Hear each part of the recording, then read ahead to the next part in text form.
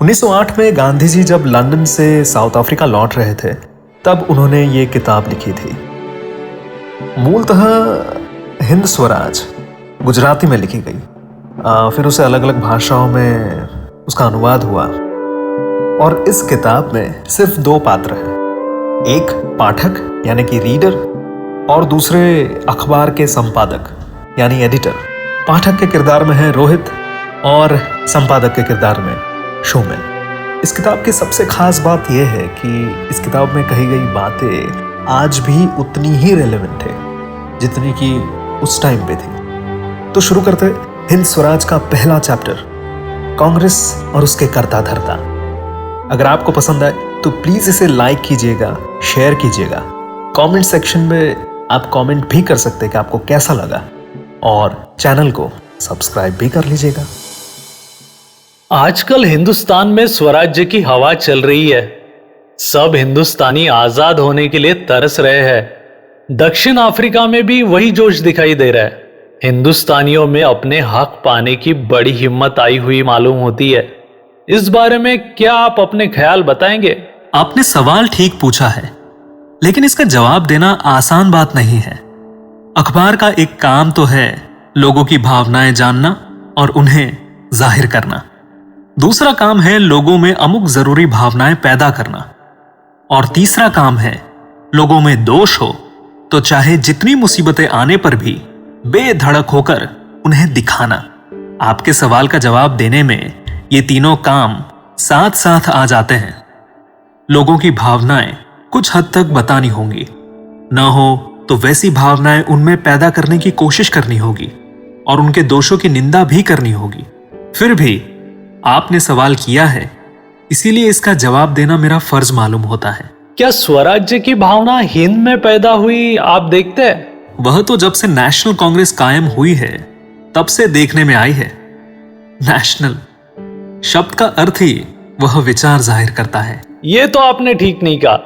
नौजवान हिंदुस्तानी आज कांग्रेस की परवाह ही नहीं करते। वे तो उसे अंग्रेजों का राज्य निभाने का साधन मानते हैं। नौजवानों का ऐसा ख्याल ठीक नहीं है। हिंद के दादा भाई नौरोजी ने जमीन तैयार नहीं की होती तो नौजवान आज जो बातें कर रहे हैं वह भी नहीं कर पाते। मिस्टर ह्यूम ने जो लेख लिखे, जो फटकारें हमें सुनाई, जिस जोश से हमें जगाया, उसे कैसे भुलाया जाए। सर विलियम वेडरबर्न ने कांग्रेस का मकसद हासिल करने के लिए अपना तन मन और धन सब दे दिया था। उन्होंने अंग्रेजी राज्य के बारे में जो लेख लिखे हैं वे आज भी पढ़ने लायक है। प्रोफेसर गोखले ने जनता को तैयार करने के लिए भिखारी के जैसी हालत में रहकर अपने 20 साल दिए हैं। आज भी वे गरीबी में रहते हैं। मरहूम जस्टिस बदरुद्दीन ने भी कांग्रेस के जरिए स्वराज का बीज बोया था। यो बंगाल, मद्रास, पंजाब वगैरह में कांग्रेस का और हिंद का भला चाहने वाले कई हिंदुस्तानी और अंग्रेज लोग हो गए हैं। यह याद रखना चाहिए। ठहरिए, आप तो बहुत आगे बढ़ गए। मेरा सवाल कुछ है और आप जवाब कुछ और दे रहे हैं। मैं स्वराज्य की बात करता हूं और आप परराज्य की बात करते हैं। मुझे अंग्रेजों का नाम तक नहीं चाहिए और आप तो अंग्रेजों का नाम देने लगे। इस तरह तो हमारी गाड़ी राह पर आया ऐसा नहीं दिखता। मुझे तो स्वराज्य की ही बातें अच्छी लगती है। दूसरी मीठी सयानी बातों से मुझे संतोष नहीं होगा। आप अधीर हो गए हैं। मैं अधीरपन बर्दाश्त नहीं कर सकता। आप जरा सब्र करेंगे तो आपको जो चाहिए वही मिलेगा। उतावली से आम नहीं पकते, दाल नहीं चुरती, यह कहावत याद रखिए। आपने मुझे रोका और आपको हिंद पर उपकार करने वालों की बात भी सुननी अच्छी नहीं लगती। यह बताता है कि अभी आपके लिए स्वराज दूर है। आपके जैसे बहुत से हिंदुस्तानी हो तो हम स्वराज से दूर हटकर पिछड़ जाएंगे। यह बात जरा सोचने लायक है। मुझे तो लगता है कि ये गोलमोल बातें बनाकर आप मेरे सवाल का जवाब उड़ा देना चाहते हैं। आप जिन्हें हिंदुस्तान पर उपकार करने वाले मानते हैं उन्हें मैं ऐसा नहीं मानता। फिर मुझे किसके उपकार की बात सुननी है? आप जिन्हें हिंद के दादा कहते हैं उन्होंने क्या उपकार किया? वे तो कहते हैं कि अंग्रेज राजकर्ता न्याय करेंगे और उनसे हम हिलमिल कर रहना चाहिए। मुझे सविनय आपसे कहना चाहिए कि उस पुरुष के बारे में आपका बेअदबी से बोलना हमारे लिए शर्म की बात है। उनके कामों की ओर देखिए, उन्होंने अपना जीवन हिंद को अर्पण कर दिया है। उनसे यह सबक हमने सीखा है। हिंद का खून अंग्रेजों ने चूस लिया है। यह सिखाने वाले माननीय दादा भाई है। आज उन्हें अंग्रेजों पर भरोसा है। उससे क्या, हम जवानी के जोश में एक कदम आगे रखते हैं। इससे क्या दादा भाई कम पूज्य हो जाते हैं? इससे क्या हम ज्यादा ज्ञानी हो गए? जिस सीढ़ी से हम ऊपर चढ़े उसको लात न मारने में ही बुद्धिमानी है। अगर वह सीढ़ी निकाल दें तो सारी निसैनी गिर जाए। यह हमें याद रखना चाहिए। हम बचपन से जवानी में आते हैं तब बचपन से नफरत नहीं करते, बल्कि उन दिनों को प्यार से याद करते हैं। बरसों तक अगर मुझे कोई पढ़ाता है और उससे मेरी जानकारी जरा बढ़ जाती है तो इससे मैं अपने शिक्षक से ज्यादा ज्ञानी नहीं माना जाऊंगा। अपने शिक्षक को तो मुझे मान देना ही पड़ेगा। इसी तरह हिंद के दादा के बारे में समझना चाहिए। उनके पीछे सारी हिंदुस्तानी जनता है। यह तो हमें कहना ही पड़ेगा। ये आपने ठीक कहा। दादा भाई नौरोजी की इज्जत करना चाहिए। यह तो समझ सकते हैं उन्होंने और उनके जैसे दूसरे पुरुषों ने जो काम किए हैं उनके बगैर हम आज का जोश महसूस नहीं कर पाते। यह बात ठीक लगती है। लेकिन यही बात प्रोफेसर गोखले साहब के बारे में हम कैसे मान सकते हैं? वे तो अंग्रेजों के बड़े भाईबंद बनकर बैठे। वे तो कहते हैं कि अंग्रेजों से हमें बहुत कुछ सीखना है। अंग्रेजों की राजनीति से हम वाकिफ हो जाए तभी स्वराज्य की बातचीत की जाए। उन साहब के भाषणों से तो मैं ऊब गया हूं। आप ऊब गए हैं यह दिखाता है कि आपका मिजाज उतावला है। लेकिन जो नौजवान अपने माँ बाप के ठंडे मिजाज से ऊब जाते हैं और वे माँ बाप अगर अपने साथ न दौड़े तो गुस्सा होते हैं, वे अपने माँ बाप का अनादर करते हैं, ऐसा हम समझते हैं। प्रोफेसर गोखले के बारे में भी ऐसा ही समझना चाहिए। क्या हुआ अगर प्रोफेसर गोखले हमारे साथ नहीं दौड़ते हैं? स्वराज भोगने की इच्छा रखने वाली प्रजा अपने बुजुर्गों का तिरस्कार नहीं कर सकती। अगर दूसरे की इज्जत करने की आदत हम खो बैठे तो हम निकम्मे हो जाएंगे। जो प्रौढ़ और तजर्बेकार हैं वे ही स्वराज भोग सकते हैं, न कि बेलगाम लोग।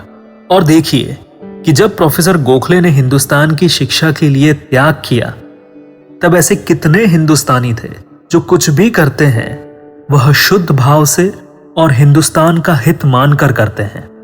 हिंद के लिए अगर अपनी जान भी देनी पड़े तो वे देंगे। ऐसी हिंद के लिए उनकी भक्ति है। वे जो कुछ कहते हैं वह किसी की खुशामद करने के लिए नहीं, बल्कि सही मानकर कहते हैं। इसीलिए हमारे मन में उनके लिए पूज्य भाव होना चाहिए। तो क्या वे साहब जो कहते हैं उसके मुताबिक हमें भी करना चाहिए? मैं ऐसा कुछ नहीं कहता। अगर हम शुद्ध बुद्धि से अलग राय रखते हैं तो उस राय के मुताबिक चलने की सलाह खुद प्रोफेसर साहब हमें देंगे। हमारा मुख्य काम तो यह है कि हम उनके कामों की निंदा न करें। हमसे वे महान हैं ऐसा माने और यकीन रखें कि उनके मुकाबले में हमने हिंद के लिए कुछ भी नहीं किया है। उनके बारे में कुछ अखबार जो अशिष्टता पूर्वक लिखते हैं उसकी हमें निंदा नहीं करनी चाहिए और प्रोफेसर गोखले जैसों को हमें स्वराज के स्तंभ मानना चाहिए। उनके ख्याल गलत और हमारे ही सही है या हमारे ख्यालों के मुताबिक न बरतने वाले देश के दुश्मन हैं, ऐसा मान लेना बुरी भावना है। आप जो कुछ कहते हैं वह अब मेरी समझ में कुछ आता है। फिर भी मुझे उसके बारे में सोचना होगा। पर मिस्टर ह्यूम, सर विलियम वेडरबर्ग वगैरह के बारे में आपने जो कहा उसमें तो हद हो गई। जो नियम हिंदुस्तानियों के बारे में है वही अंग्रेजों के बारे में समझना चाहिए। सारे के सारे अंग्रेज बुरे हैं ऐसा तो मैं नहीं मानूंगा। बहुत से अंग्रेज चाहते हैं कि हिंदुस्तान को स्वराज मिले। उस प्रजा में स्वार्थ ज्यादा है, यह ठीक है, लेकिन उससे हर एक अंग्रेज बुरा है ऐसा साबित नहीं होता। जो हक न्याय चाहते हैं उन्हें सबके साथ न्याय करना होगा। सर विलियम हिंदुस्तान का बुरा चाहने वाले नहीं हैं, इतना हमारे लिए काफी है। ज्यों ज्यों हम आगे बढ़ेंगे त्यों त्यों आप देखेंगे कि अगर हम न्याय की भावना से काम लेंगे तो हिंदुस्तान का छुटकारा जल्दी होगा।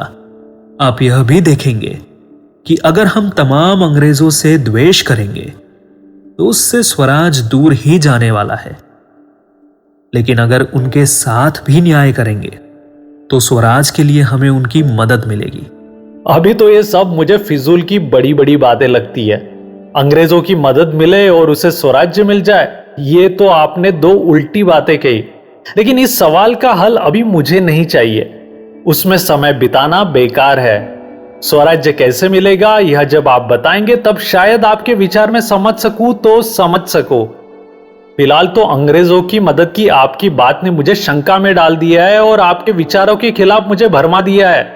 इसलिए यह बात आप आगे न बढ़ाए तो अच्छा हो। मैं अंग्रेजों की बात को बढ़ाना नहीं चाहता। आप शंका में पड़ गए, इसकी कोई फिक्र नहीं।